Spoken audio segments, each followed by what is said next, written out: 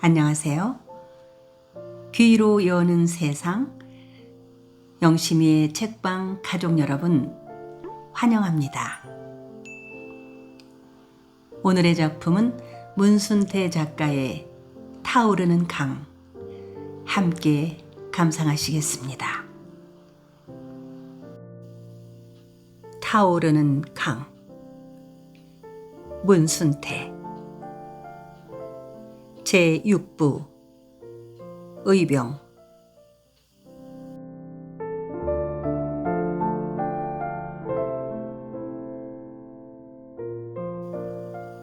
대부리와 짝귀의 이야기를 잠자코 듣고만 있던 서거칠이가 끼어들었다.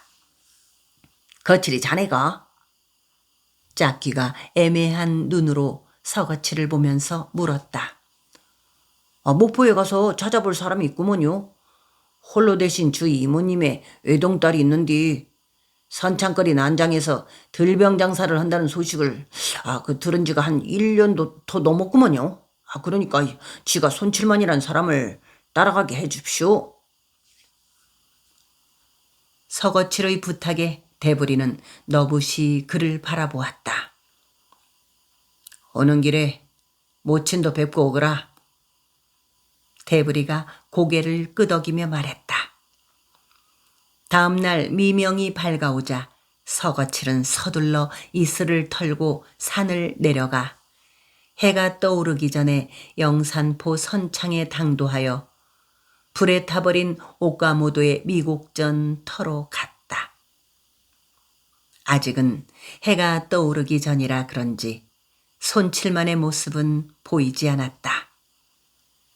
그는 그때까지도 냇내가 가시지 않은 미곡전 터 앞에서 손칠만이가 나타나기를 기다렸다. 어쩐지 손칠만이 대신에 일본 헌병이 나타나서 그 앞에 총을 들이댈 것만 같은 느낌이었다. 서거칠 또래 떡심 좋아 보이는 젊은이가 여씰여씰 다가오더니 손주사 어른 찾아왔는감? 하고 건방지게 턱끝을 되우쳐들고 물어본 것은 해가 떠오르고도 한 뼘이나 기운 후였다. 서거칠이 도리우찌를 빗두름하게 눌러쓴 총각을 경계하며 그렇다고 고개를 끄덕거리자 그는 다른 말은 하지 않고 무턱대고 따라오라는 말만을 떠죽거리고는 선창 쪽으로 총총히 걸어갔다. 서거칠은 떡심 좋아 보이는 총각이 배가 여러 척 매여 있는 선창 쪽으로 가는 것을 보고서야 다소 마음을 놓고 그의 뒤를 따라갔다. 빈 가만이며 숯등 허들의 화물을 싣고 있는 무곡선이 정박해 있는 선착장에 손칠만의 모습이 보였다. 싸전터로 그를 데리러 왔던 떡심 좋아 보이는 총각이 손으로 서거칠을 가리키며 말을 전하자 손칠만이가 힐끔 그를 훔쳐보았다. 서거칠은 손칠만의 곁으로 다가가서 얼핏 목례로 앓은 채를 하였다. 손칠만은 선착장에 나온 사람들과 떠들썩하게 이야기를 주고받으면서 힐끔힐끔 서거칠을 보았다. 무곡선이 영산포를 떠난 것은 해가 거의 정수리 위에 올라와 있을 무렵이었다.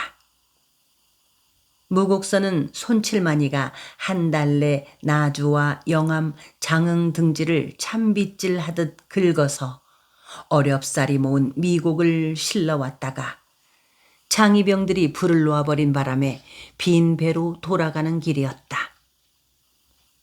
무곡선은 겨우 허들의 하물과 목포로 가는 손님 몇 사람을 싣고 떠나게 된 것이었다. 서거칠은 백고물 쪽에 혼자 앉아 있었다. 그는 되도록이면 손칠만의 옆에 있고 싶지가 않았다. 손칠만은 이물 쪽에서 그의 일행들과 어울리고 있었다. 햇빛은 맑았으며 적당한 강바람에 배가 수면 위를 부드럽게 미끄러져 갔다. 하류로 내려갈수록 강폭이 드넓어졌으며 바람도 점점 거칠어졌다. 서거칠은 배가 그의 고향에 가까워지자 괜히 마음이 덜컹거렸다. 갑자기 어머니가 보고 싶었다. 벌써 어머니 곁을 떠나온 지가 반년이 지나갔다. 서거칠의 나이 15살이 되자 그의 어머니는 한사코 아들을 멀리 떼어 보내려고 하였다.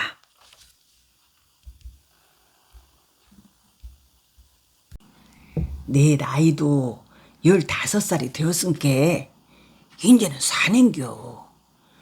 사내는 음시 치마폭에서 멀리 떠나서 자작으로 앞길을 헤쳐나가는겨. 그러니 음시 걱정은 말고 암디라도 너 가고 잡은 데가 있거든 홀홀 떠나가서 살아. 목포가 개항이 되었다는디 그 길로 가서 돈을 벌어서 한번 잘 살아봐. 시방은 돈이면 양반도 산다는 시상인께 이 엄시 호강해주고 잡으면은 돈을 벌어. 어머니는 그러면서 거칠이가 멀리 떠나기를 원했었다. 그러나 그는 홀어머니를 두고 멀리 떠날 수가 없어서 주막거리를 배회하며 술 심부름을 하다가 창의병이 회집한다는 소문을 듣고 영산포로 올라가는 소금배에 몸을 실었던 것이다. 서거칠의 생각에 어쩌면 지금쯤 그의 어머니는 아들이 떼돈을 벌어와서 호강시켜줄 날을 기다리며 찬모살이의 고달픔을 잊고 사는 것인지도 몰랐다.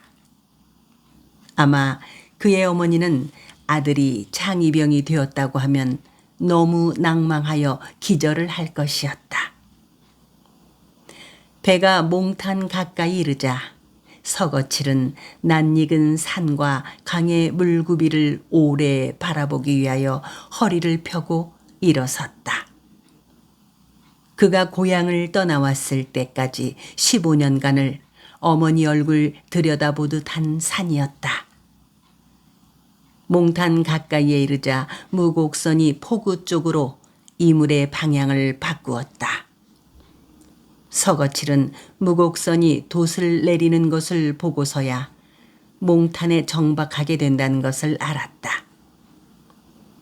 이 배가 몽탄에 얼마간이나 정박을 하게 됩니까요? 서거칠이 포구 쪽을 바라보며 돛을 내리고 있는 뱃사람한테 물었다. 몽탄에서 미국을 싣고 내일 아침이면 떠날 걸세. 중년의 선원이 친절하게 대답해 주었다. 서거칠은 무곡선이 몽탄에서 하룻밤을 머무르게 된다는 말을 듣는 순간 어머니의 얼굴이 가을 하늘의 구름 조각처럼 커다랗게 떠올랐다. 서거칠은 문득 그가 창의병이 되기 전까지 술꾼들의 외상 술값이나 받아주며 몽그작거리고 빌부터 살아왔던 승달산 및 삼거리에 있는 외대머리 주막이 생각났다. 지금도 그곳에는 들병 장수로 돈 푼개나 벌어서 주막을 차렸다는 외대머리 원례가 땀내 풍기는 뜨내기 등짐 장수들의 전대를 노리고 야리야리한 허리 휘어대며 간드러진 웃음을 쥐어짜고 있을 것이었다. 그 외대머리 원례한테는 나이 40도 되기 전에 머리가 허옇게 된 백두의 서방이 있었는데 그녀는 서방 보는 앞에서 사내들을 꼬드기는 것이 보통이어서 사람들은 그 백두 서방을 고자라고들 하였다. 그 백두 서방의 마음씨가 옥양목처럼 고왔다. 이름이 서취보인데도 사람들은 그를 그냥 백두라고 불렀다. 37이 되도록 자식이 없는 그 백두 서취보는 성바지가 같다고 하여 친동기처럼 찐덕지게 정을 쏟아 서거칠을 보살펴 주었다. 백두 서치보는 서거칠에게 걸핏하면 함께 몽탄을 떠나 팔도강산을 한 바퀴 휘 돌아다니자고 하였었다. 그의 소원은 팔도강산 여러 고을의 땅을 골고루 밟아보고 죽는 것이라고 하던 것이었다. 서거칠이가 외대머리 주막을 떠나오면서 애운한 정을 마음속에 접어둔 것은 그 백두 서치보 한 사람이었다.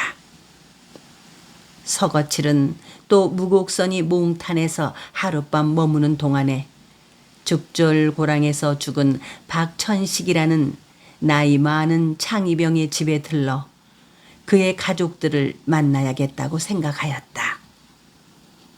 박천식은 숨이 넘어가기 전에 그의 총을 서거칠에게 넘겨주면서 부탁을 들어달라고 하던 것이었다.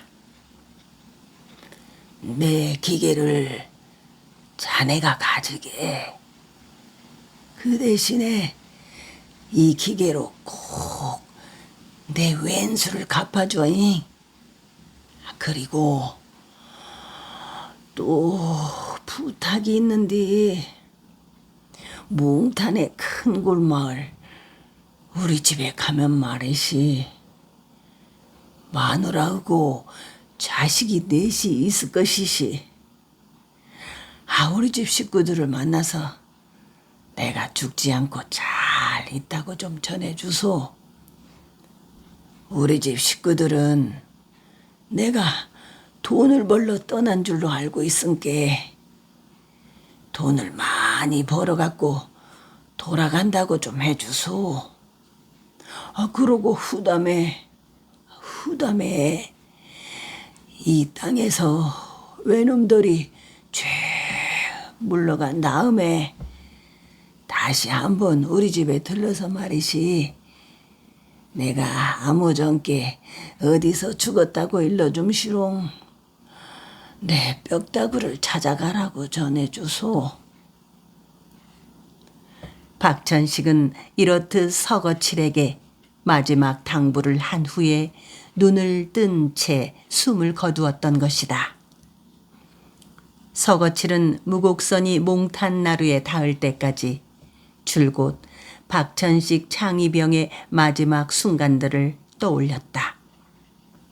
그리고 그는 박천식의 부탁대로 2번 그의 가족들을 만나 주리라 스스로 다짐하였다. 그러나 그로서는 첫 번째로 박천식의 가족들을 만나는 것이 훨씬 어렵겠다고 생각하였다. 왜냐하면 그가 번연히 죽었는데도 살아있다고 가족들에게 거짓말하는 것이 싫었기 때문이다. 그러나 2번째 그의 가족을 만나는 것은 그렇게 어려울 것 같지가 않았다. 그것은 박천식의 말 맞다나 외놈들이 이 땅에서 물러난 후가 될 것이기 때문이었다. 그때쯤이면 당당하게 박천식의 가족들을 찾아가서 그의 죽음이 결코 헛되지 않았음을 자랑스럽게 말할 수가 있으리라 싶었던 것이다. 무곡선이 선창에 닿자 서거칠의 마음이 물러울처럼 거칠게 일렁이기 시작했다. 벌써부터 그의 머릿속에서 그가 만나봐야 할 사람들이 여러 가지 모습을 하고 부스럭거렸기 때문이다. 내일 배가 어느 정께나 떠나게 되감요? 서거칠은 영산포를 떠난 후 처음으로 손칠만에게 말을 걸었다.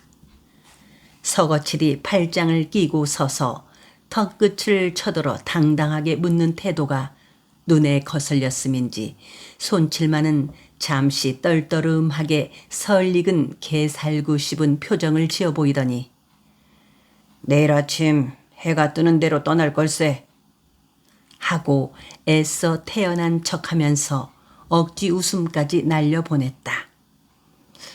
그렇다면 나 집에 가서 우리 모친을 좀 만나보고 내일 아침에 오겠으다.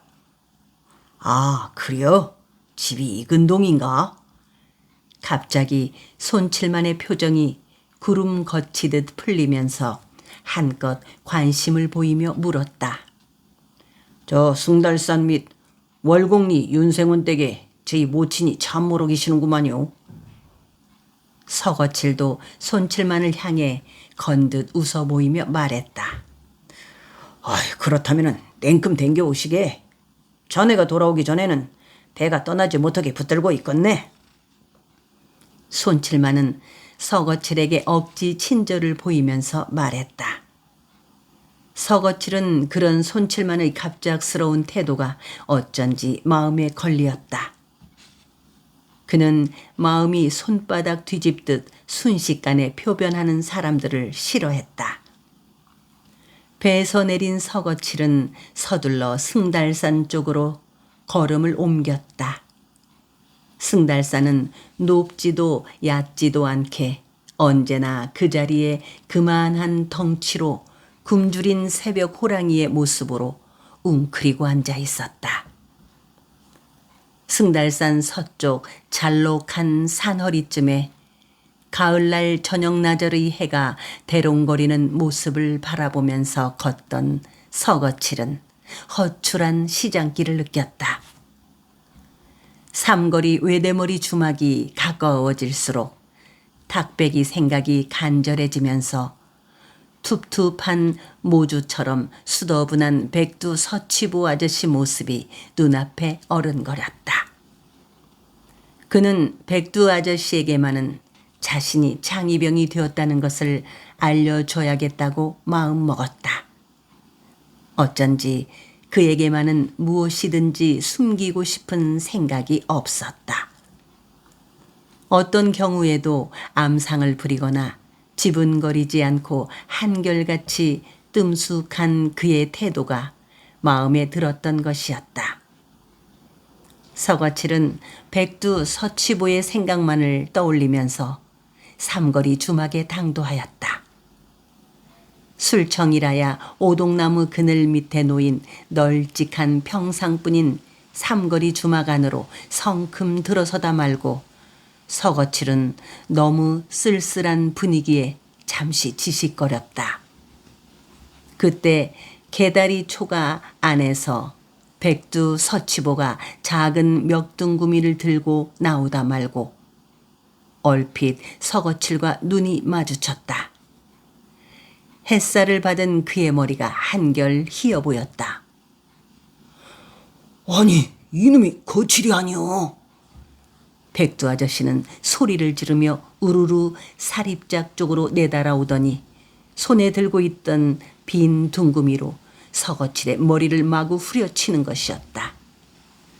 서거칠은 피하지 않고 옹근히 둥구미의 머리를 맞았다. 조금도 아프지가 않았다. 이놈아, 세상에 얀정머리 없는 놈아. 내가 내 놈을 얼마나 생각했는디. 백두 아저씨는 동구미를 팽개치고 나서 울먹이는 목소리로 말했다. 그런데 왜 이리도 주막이 휘용하다요? 서거칠은 백두 아저씨의 손을 잡고 평상에 앉으며 주막 안을 휘휘 둘러보았다. 목포에서 온 무미꾼 놈과 배가 맞아서 벌새 야행을 치고 말았구먼. 초하룻 날 묵어보면 열하룻 날 또 묵으러 간다는 말대로 개벌은 남 죽었는가. 그래도 여기 와서 무던히 잠었어. 백두 아저씨는 서거칠을 향해 주막의 분위기처럼 허허롭게 웃어 보였다. 그러면서 백두 아저씨는 쌀장수와 도망친 외대머리 마누라에 대해서는 한사코 이야기를 피하고 서거칠이 그동안 살아온 이야기를 저저히 캐물었다. 창이병이 되었구만요. 창이병이 무엇이다냐? 백두 서치보는 창이병이 무엇인지조차 모르고 있었다. 외병들과 싸우는 창이병도 모르요? 그 무엇이냐? 그렇다면 적도가 아니냐?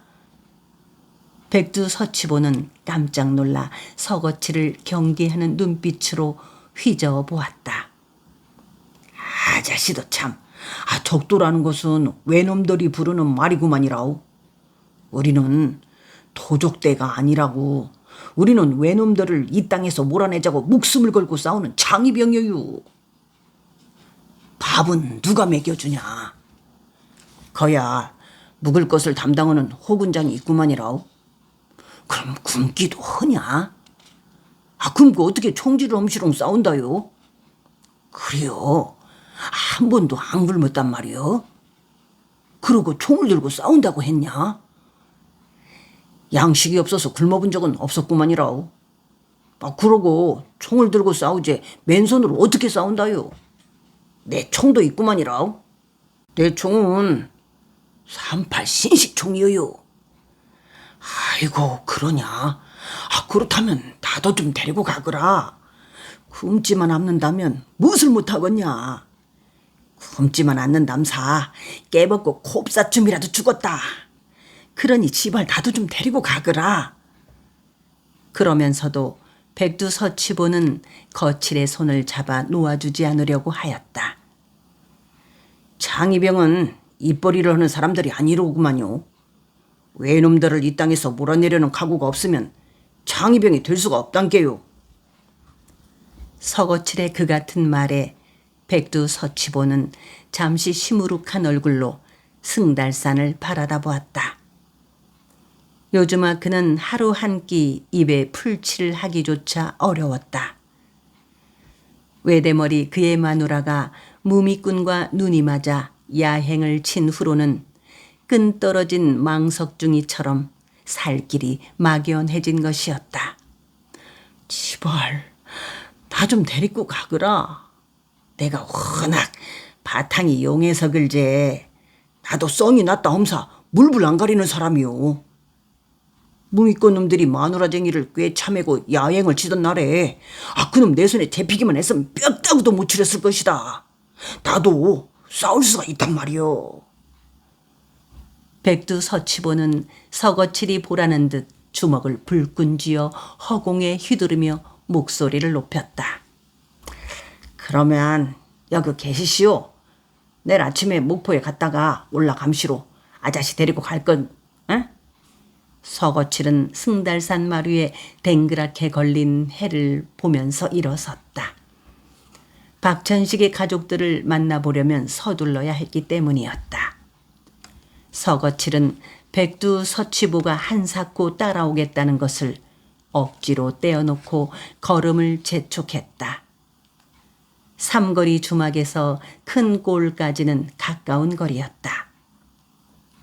승달산의 산자락을 안고 해지는 쪽으로 휘어 돌아보면 제방이 무너져 폐보가 된 지 오래인 작은 방죽이 나오는데 이 방죽길을 따라가다가 야트막한 둔덕을 넘으면 큰 골 마을이 도란도란 한 곳에 엎드려 있다. 서거칠은 마을 어귀에서 소를 뜯기고 있는 노인에게 박천식 집을 물었다. 그의 집은 마을 들머리에 있었다.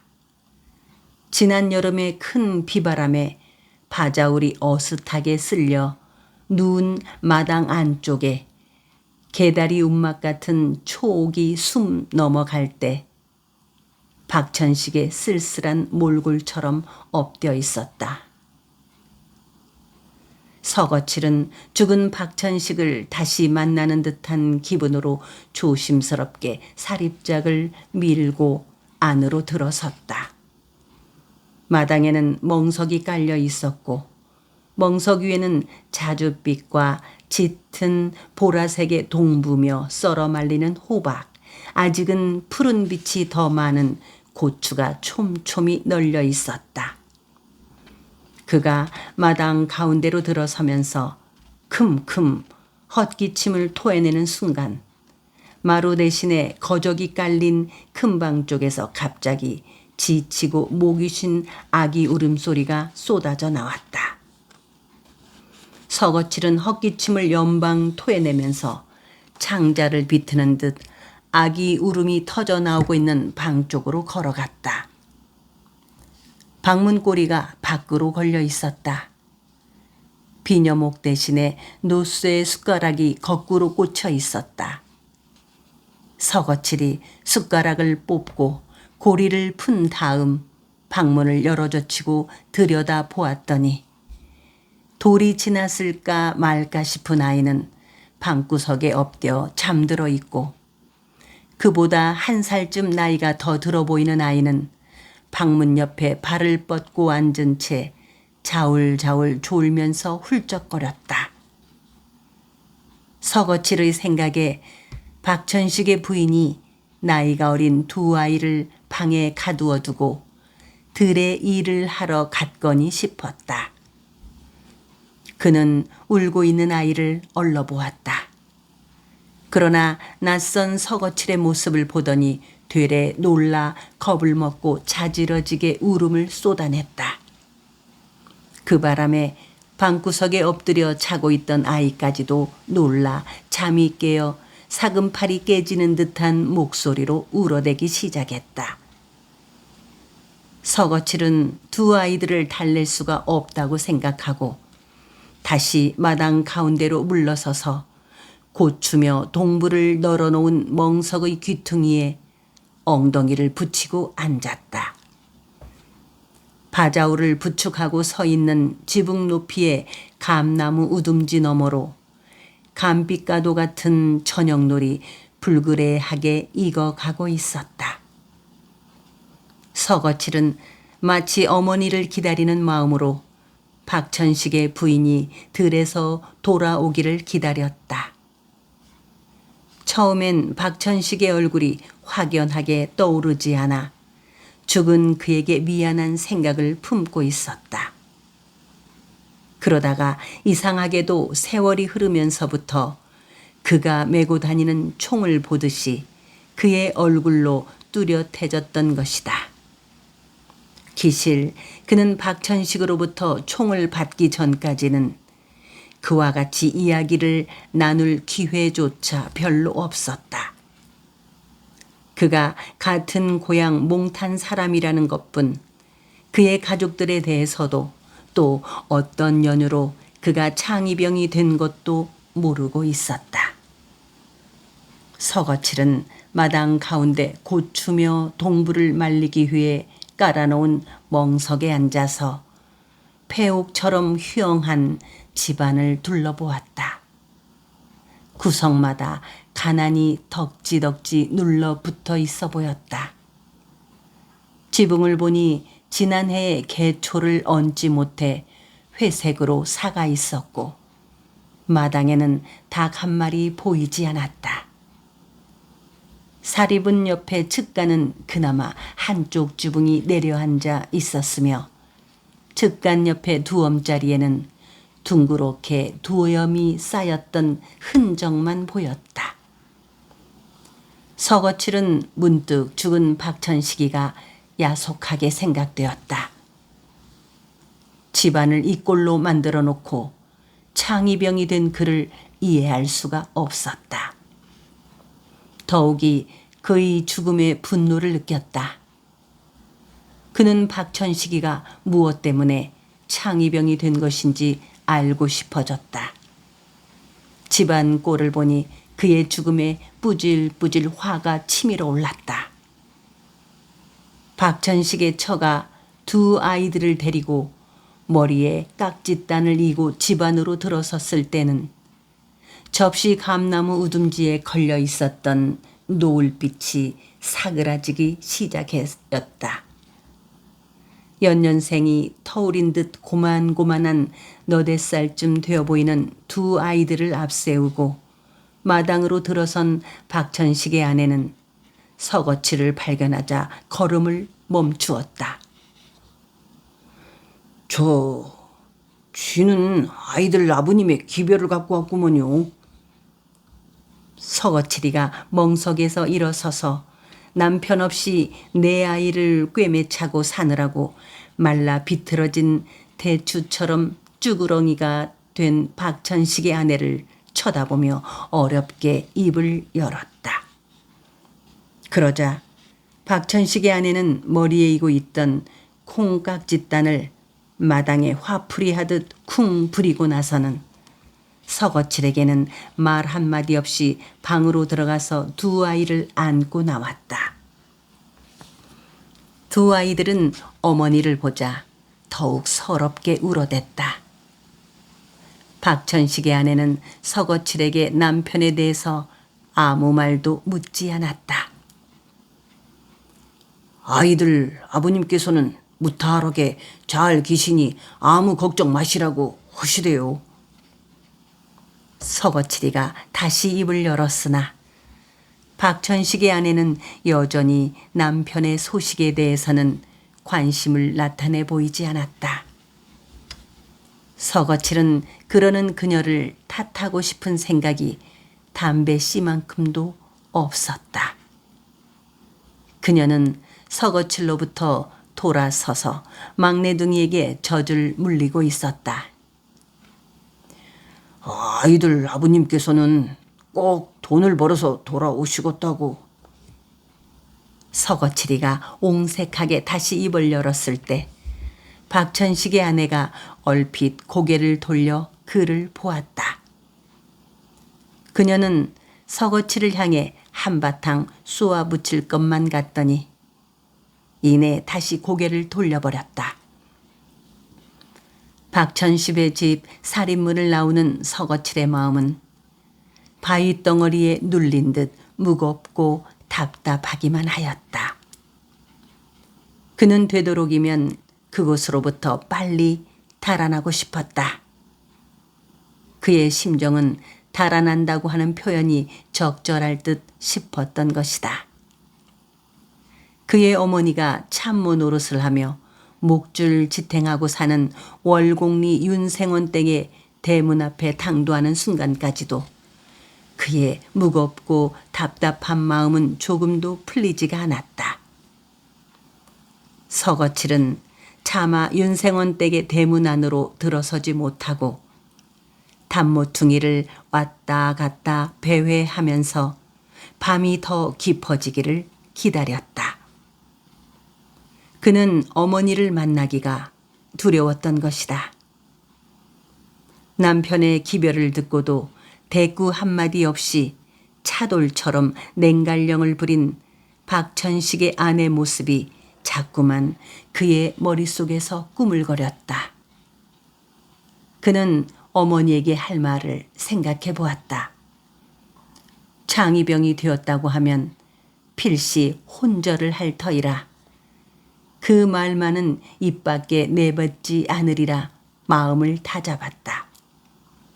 그러나 여태껏 어머니에게 단 한 번도 거짓말을 해본 적이 없는 그로서는 차마 어머니를 속일 수도 없을 것 같아서 마음이 미어지는 듯 하였다. 그는 어머니가 아들 하나 잘 되는 것을 바라고 뼈를 깎는 듯 온갖 고초를 군소리나 푸념 한 번 없이 감내하며 살아오고 있다는 것을 잘 알고 있는 터였다.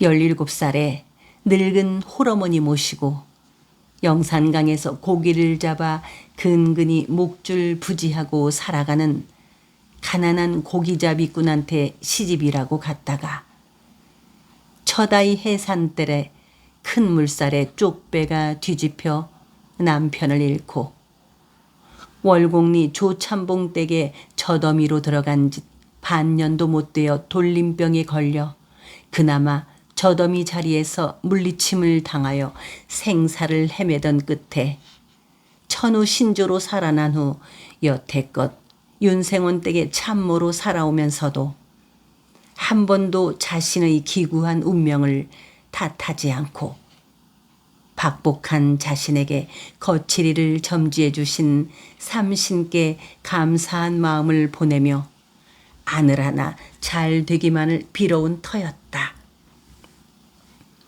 서거칠은 날이 완연히 어두워지자 대문이 열리기를 여수고 있다가 바람처럼 슬그머니 집 안으로 숨어들어 아직은 먹방인 채 불이 켜지지 않은 행랑채 그의 어머니가 혼자 기거하는 방으로 들어갔다. 그는 어머니의 땀에 절인 살냄새가 배어있는 깜깜한 방의 한가운데 우두커니 서 있었다. 그도 철이 들 때까지는 어머니와 함께 그 방에서 기거하다가 14살이 되면서부터 사랑방으로 옮겨 누룩뱀 같은 떡거머리 총각들 틈바구니에서 시달림을 당하게 되었다. 서거칠이가 이 어머니를 윤생원 댁에 홀로 남겨둔 채 승달산 및 외대머리 주막으로 거처를 옮겨버린 것도 따지고 보면 밤마다 그 누룩뱀 같은 총각 머슴들의 시달림에 지친 탓이었는지도 몰랐다. 더구나 그들은 입으로 그의 어머니를 다셔대면서 서거칠로 하여금 바지를 내려 엉덩이를 쳐들고 엎디게 하였던 것이다. 서거칠은 자신이 밤마다 그 총각 머슴들한테 시달림을 당하는 것보다는 그들이 어머니를 다셔대는 것이 더 참을 수가 없었다. 그렇다고 이 일을 어머니에게 일러 바칠 수도 없었다. 서거칠은 어둠 속을 더듬어 횃대에 걸린 어머니의 헌옷을 들고 큼큼 냄새를 맡아보았다. 땀에 전 어머니의 살냄새가 오이풀 냄새처럼 향기로웠다. 그는 어머니의 냄새는 들의 지천으로 돋아나고 초가을이면 여린 가지 끝에 붉은 보랏빛으로 작은 꽃들이 여러 개 모여 피는 오이풀 냄새와 똑같다고 생각해왔다. 그 때문에 그는 어머니 곁에서 떨어져 있는 동안 어머니가 보고 싶을 때면 오이풀을 뜯어서 코에 대고 냄새를 맡곤 하였다. 어머니 방 횃대에 걸어놓은 어머니의 헌옷에서도 영락없이 오이풀 냄새가 났다. 오이풀 냄새보다 더 향기롭게 느껴졌다. 아, 얼마나 그리워했던 냄새였던가. 그것은 그의 어머니 냄새이면서 이 땅에 어디에서나 피어나는 오이풀 냄새인 동시에 고향의 땅 냄새였다. 그리고 그것은 그리운 사람들의 향기처럼 달콤했다. 서거칠이가 한참 동안 어머니의 헌옷에서 오이풀과 같은 향기로운 냄새에 취해 있을 때 문 밖에서 인기척이 들려왔다. 그는 어머니를 놀래게 해주고 싶어서 윗묵 버들고리장 옆에 몸을 웅크리고 앉았다. 이윽고 방문이 열리면서 어머니가 들도를 들어 올리듯 무거운 몸으로 방문턱을 넘어와서는 방에 불을 켤 생각도 않고 그대로 방바닥에 비그르르 짓불 쓰러지듯 했다. 그러고는 서거칠이가 놀라게 해줄 겨를도 없이 코를 골며 잠에 떨어지고 말았다. 서거칠은 어머니가 깊은 잠에 떨어진 후에야 앉은 걸음으로 어머니 곁으로 다가가 너무 지쳐서 숨소리마저 고르지 못한 어머니의 냄새를 뼛속 깊숙이 들이마셨다. 그는 오랫동안 그렇게 어둠 속에서 어머니의 고르지 못한 숨소리를 들으며 앉아 있었다. 밤이 깊도록 그렇게 앉아 있다가 조심스럽게 부시를 켜서 기름지에 불을 댕겼다. 그는 담배를 피우지는 않았지만 창이병이 된 후부터는 몸에 부싯돌을 지니고 다녔다. 출렁거리는 기름불에 비쳐 보이는 어머니의 얼굴은 전보다 훨씬 수척해진 듯 싶었다. 머릿결이 늦가을의 참억새처럼 바스러지고 광대뼈가 더 붉어져 두 눈이 움푹 들어갔으며 핏기 없는 입술은 터져서 딱지가 생겼고 붉어진 광대뼈에 비해 턱끝이 뾰주리감처럼 날카로워졌다. 서거칠은 다시 어머니의 초라한 입성과 갈퀴처럼 앙상하게 거칠어진 손을 보았다. 어머니는 40살이 되려면 아직 2년이나 더 있어야 할 나이인데도 50살쯤 된 초로 노파처럼 찌들어 보였다. 서거칠은 어머니를 깨우려다가 너무 곤하게 잠들어 있는 모습에 고리짝 위에서 베개를 내려 머리를 괴어주었다. 그때 그의 어머니가 퍼뜩 눈을 뜨고 서거칠을 올려다보더니 소스라치듯 놀라며 일어나 앉았다. 어머니는 서거칠을 마주보고도 한동안 입을 열지 못하였다. 나로구만요, 어머니. 나 거칠이래요. 서거칠은 어머니의 까칠한 손을 잡았다. 언제 왔냐? 그의 어머니는 그제야 아들의 얼굴을 짜짜시 되작거려 뜯어보기 시작했다. 조금 전에 왔구만이라오. 어머니가 곤하게 주무시기에 깨우지 않았어요. 아이고, 이런 치질이도 못난 놈. 왔으면 애미부터 깨울 것이지. 그러면서 그의 어머니는 다시 아들의 얼굴이며 입성을 하나하나 찬찬히 되작거려 살펴보는 것이었다. 어디서 뭐 두고 자부라져 있었간디 여태 기별이 없었다냐. 잠시 후에 그의 어머니가 가볍게 아들을 나무람하였다. 어머니 말대로 돈 벌러 나간 놈이 어디 그렇게 한가하남요. 그런데 아직도 돈을 벌지는 못했구만이라오. 포도시 입타작 하느라고. 서거칠은 말끝을 흐리며 어머니를 보았다. 입타작 했으면 되었지. 몸성이 입타작 하기가 어디 그리 쉽간디. 어머니, 조금만 더 고생을 하시오. 돈 많이 벌어갖고 올 텐께라오. 서거칠의 말에 그의 어머니는 오달진 웃음을 담뿍 피워날리며 아들의 얼굴을 만지작거렸다. 서거칠은 그 환한 웃음에 어머니의 고달픈 삶이 촉촉이 녹아내리는 것을 느꼈다. 그는 언제까지나 어머니의 그런 모습을 간직하고 싶었다. 기실 그는 어머니가 그렇듯 환하게 웃어 보인 적은 별로 기억해낼 수가 없었다. 애미는 내 놈 덕에 호강하고 잡은 생각은 별로 없다. 그저 내 한 몸 잘 있으면 그것으로 족한겨. 부모 맘은 다 그런겨. 오래만 사셔요. 꼭 호강시켜 드릴게로. 내 놈 말만 들어도 오지다.